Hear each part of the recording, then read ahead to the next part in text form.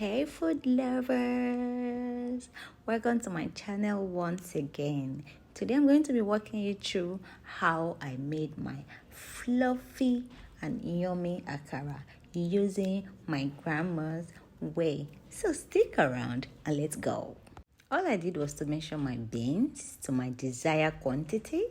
After which you start washing your beans, you have to remove all the shell and it will become pretty and fine, just like what you're seeing here on your screen. So then you're bringing in your blender and you start blending your batter. This is my batter. How does this batter look to you right now? Let me know. The batter is looking so fluffy because I used my grandma's method. I added my Maggi. I added a pinch of salt. Now, I'm going to introduce my onions. After introducing my onion, I have to introduce my pepper as well. So I started by cutting my pepper into my batter.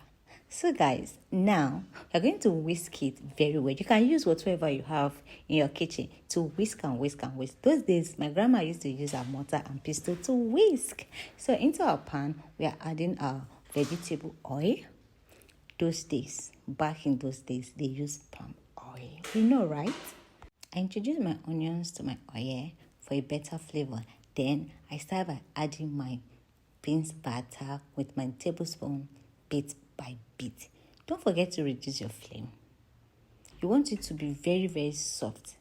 Once you reduce your flame, it's going to cook out from the inside.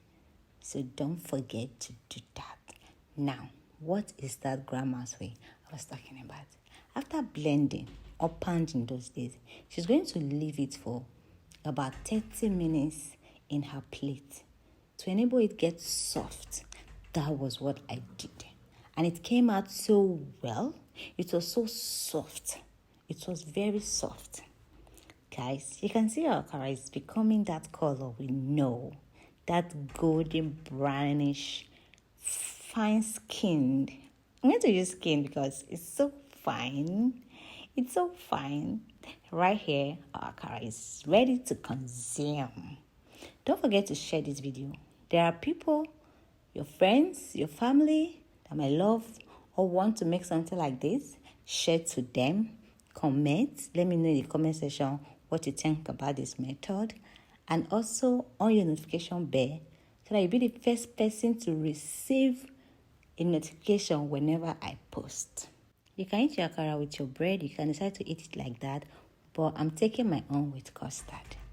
Thanks for sharing. Thanks for your comment. Thanks for watching. Bye.